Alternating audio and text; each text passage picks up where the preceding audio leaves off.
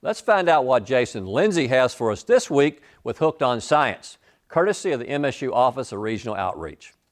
Hey, it's Jason Lindsey with Hooked on Science. How are you doing? My science helper, Madigan, and I want to talk to you about dinosaurs. We know they existed many, many years ago, and the reason we know is because we find their fossils nowadays.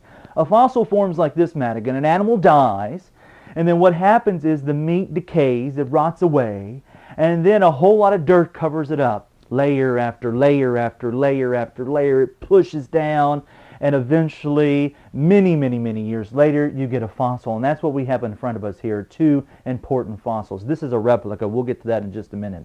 Hold out your hand. I'm putting in your hand dinosaur poop.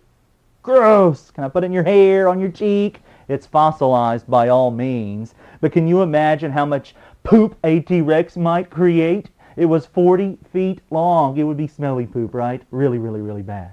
Over here I have an Raptor egg.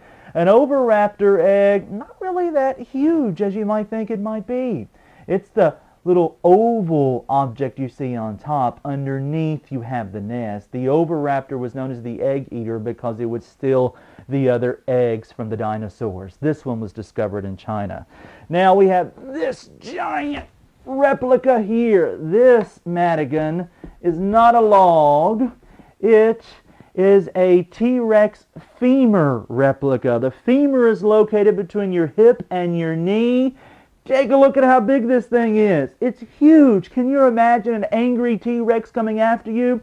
Especially since it was a carnivore. That's a meat eater. I can't see you over there. You're hiding behind the T-Rex femur. If you ate a whole lot of grass and plants, you were known as an herbivore. And if you ate both meat and plants, you were an omnivore. Learn more about dinosaurs by going to our website. That's hookedonscience.org.